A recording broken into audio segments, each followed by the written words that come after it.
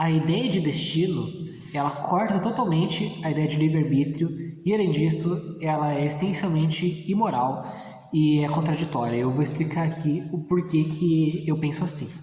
Então, qual que é a ideia de destino? Então, basicamente, você acredita que, de alguma forma, a sua vida está sendo guiada, os seus acontecimentos estão sendo guiados e justamente, né, essa sucessão de acontecimentos ela já estava planejada para acontecer. E mais que isso, ela é inevitável. Então, essa que é a ideia de destino. As pessoas gostam de acreditar nisso porque de alguma forma é reconfortante. Então, por exemplo, se acontece alguma coisa ruim na sua vida, você perde o emprego, você não consegue passar em alguma prova que precisava para, por exemplo, entrar no concurso, ou, enfim, conseguir entrar numa faculdade, ou você perde um romance que é importante para você, e aí você pega essa ideia, né, de que, então, na verdade, era isso que Deus queria. Deus não queria que eu passasse nessa faculdade. Deus não queria que eu conseguisse esse emprego. Deus não queria que esse relacionamento desse certo. Deus quer que alguma outra coisa aconteça comigo e o plano dele ainda vai vir. Então, ou não necessariamente Deus, mas qualquer outra crença que você tenha que possa controlar o destino. Então, essa é a concepção que as pessoas têm de destino.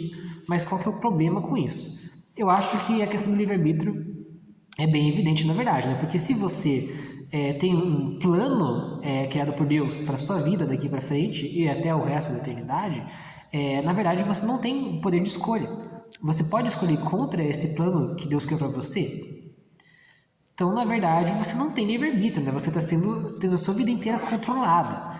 Você não tem a opção de sair do emprego. E se você tiver, é porque Deus queria que você saísse. Você não tem a opção de largar a faculdade. Se você largar, é porque Deus queria que você largasse. Então isso já é também uma coisa infalciável, né? Porque qualquer coisa que aconteça, você pode dizer que foi o destino. E o destino seria implacável, né? No sentido de que você não consegue mudar ele. Então, se você não tem livre-arbítrio, qual que é o sentido de se fazer escolhas?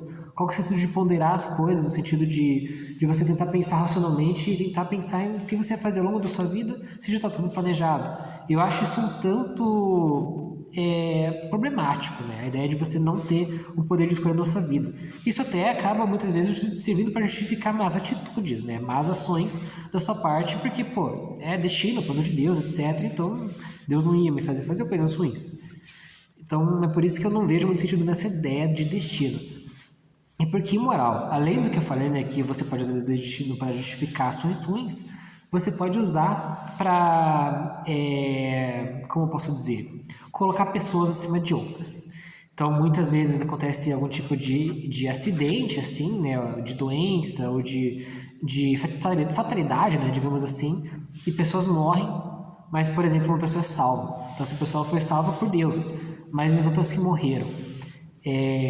Tem um exemplo que é clássico aqui, mas como muita gente não conhece, eu vou usar ele aqui para que as pessoas tenham o conhecimento dessa situação hipotética. Imagina que existem duas pessoas, as duas bastante cristãs.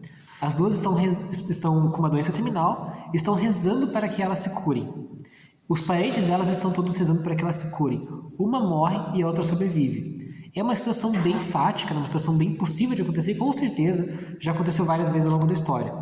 Nem que sejam locais separados ou por pessoas que não se conheciam. Por que uma morreu e a outra não? Porque Deus escolheu salvar uma e escolheu que a outra morresse.